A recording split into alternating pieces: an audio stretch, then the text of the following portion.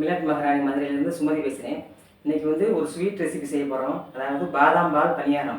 அது எப்படி செய்கிறது, செய்முறை என்ன, இல்லை என்னென்ன பொருள் தேவைன்னு பார்ப்போம். வாங்க வீடியோக்குள்ள.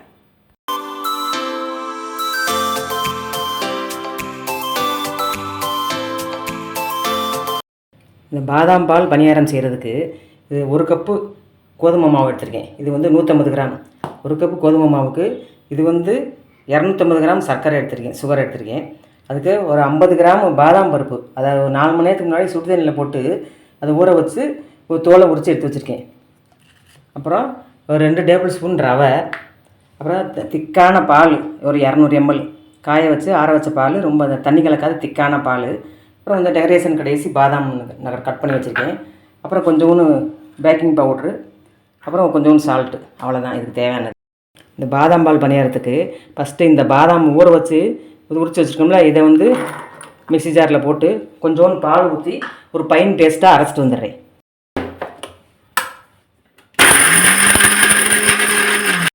இப்போ இந்த பாதாம் வந்து இந்த ஒரு கிளாஸில் இந்த சின்ன டம்ளரில் ஒரு பால் ஊற்றி இருந்துச்சு, அதை ஊற்றி நல்லா பையனை அரைச்சிக்கிட்டோம். இதை வந்து இந்த கடாயில் ஊற்றிக்கிடுவோம். அது ஃபஸ்ட்டு நம்ம பாதாம் பால் ரெடி பண்ணிக்கிறணும். ஸ்டவ் ஆன் பண்ணிவிட்டு இந்த பாதாமை கொஞ்சம் வேக வச்சுக்கிறோம். பாதாம் வந்து நல்லா கொஞ்சம் கெட்டியாயிருச்சு, கொஞ்சம் தண்ணியாக இருந்துச்சு.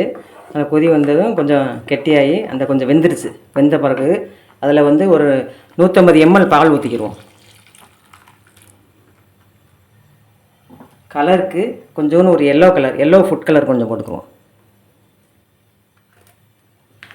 போட்டு இதை நல்லா கலந்து கொடுத்துட்டு இது திக்காக பாதாம் பால் ரெடி பண்ணிக்கிடுவோம்.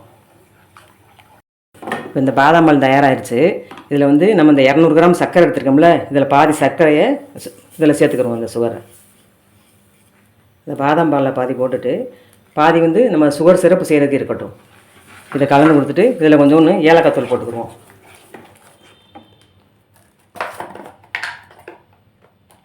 வாசனைக்கு ஏலக்காய் தூள்,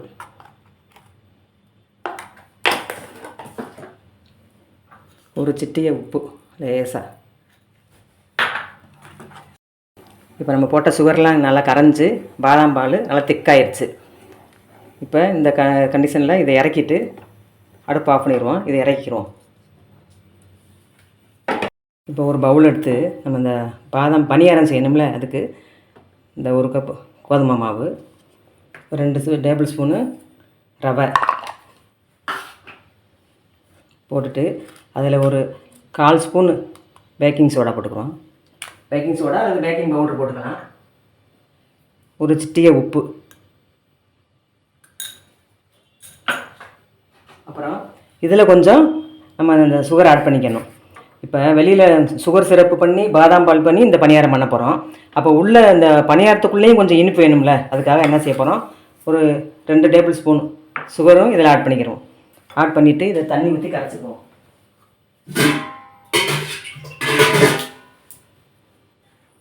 கலந்துட்டு இதை தண்ணி ஊற்றி கரைச்சிக்கிறோம். இப்போ நல்லா கரைச்சாச்சு. கோதுமை, ரவை, சுகர் இதெல்லாம் சேர்ந்து நல்லா கரைச்சிட்டோம். இது ஒரு 5 நிமிஷம் இருக்கட்டும்.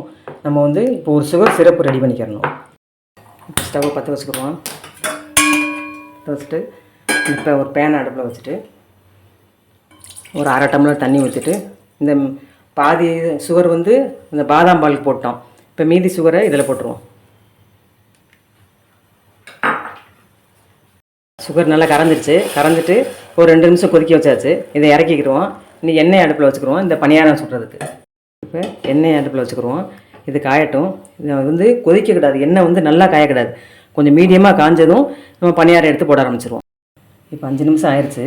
இந்த ரவை ஊறினதும் மாவு இந்த பக்குவத்தில் இருக்குது. இப்படி எடுத்து போடுற பக்குவத்தில் மாவு இருக்குது. இந்த ரவையும் கோதுமை, சுகர் இது 3 நல்லா சேர்ந்து இந்த மாதிரி இருக்குது. இப்போ எண்ணெய் காஞ்சிருச்சு. இப்போ வந்து நம்ம அந்த பணியாரம் சின்னதாக எடுத்து போட்டுக்கிடுவோம்.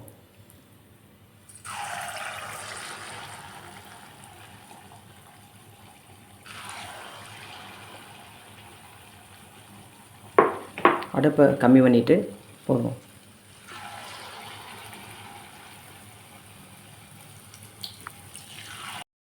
இப்போ ஒரு பேட்ச் போட்டுட்டோம்.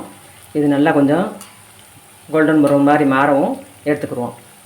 லேசாக பேக்கிங் சோடா போட்டுக்கோம்ல, அதனால் நல்லா கொஞ்சம் இப்படி புசு புசுன்னு வரும்.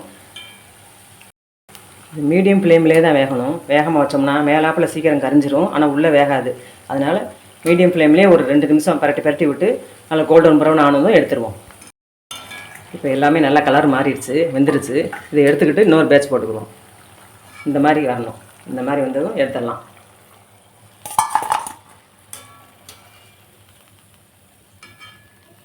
எடுத்துகிட்டு இன்னொரு பேட்ச். இப்போ இதெல்லாம் பொரிச்சு எடுத்துட்டோம். இப்போ இந்த சுகர் சிரப்பு இருக்குது. இந்த சுகர் சிரப்பு கொஞ்சம் சூடாக்கிட்டு, சூடாக இருக்கும்போது இதை அதில் போடணும். இந்த பணியாரங்களை அதில் போடணும். இது கொஞ்சம் சூடாகட்டும். இந்த சுகர் சிரப்பு சூடாக இருக்கும்போதே இதை நம்ம பொரிச்செடுத்த இந்த கோதுமை பணியாரங்கள் எல்லாம் இதில் போட்டு 1 நிமிஷம் அப்படியே கிண்டி விட்டு எடுக்கணும். அவ்வளோதான். நல்லா அந்த சூடான சக்கரை பாகில் இந்த பணியாரங்களை போடவும் அடுப்பு ஆஃப் பண்ணிக்கிடுவோம். இது கொஞ்சம் ஊறிடும். இதை நீ பிளேட்டுக்கு மாற்றிக்கிடுவோம். நீ இதை அப்படியே பிளேட்டில் அடுக்கி வச்சுருவோம்.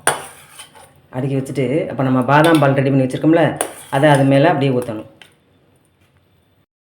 இப்போ இந்த ஜீனி பாலை ஊறின இந்த கோதுமை பணியாரத்தில் இந்த பாதாம் பாலை அப்படியே ஊற்றிக்கிடுவோம். இப்போ சுவையான பாதாம் பால் பணியாரம் ரெடி பண்ணிட்டோம். சக்கரை பாகில் ஊற வச்சு அதுக்கப்புறமா பாதாம் பால் போட்டாச்சு. மேலே கொஞ்சம் டெக்கரேஷனுக்காக பாதாமே கட் பண்ண பாதாமை தூவுறேன். அவ்வளோதான். இந்த சுவையான பாதாம் பால் பணியாரம் ரெடி ஆயிடுச்சு. இது நல்லா வாயில் போட்டதும் கரைஞ்சி போகிற மாதிரி டேஸ்ட்டாக இருக்கும். இதை வந்து நீங்கள் சூடாகவும் சாப்பிட்லாம், ஃப்ரிட்ஜில் ஸ்டோர் பண்ணி வச்சு ஜில்லுன்னு சாப்பிட்லாம். இப்போ சுவையான பாதாம் பால் பணியாரம் ரெடி ஆயிடுச்சு. இப்போ டேஸ்டிங் பண்ணுவாங்க.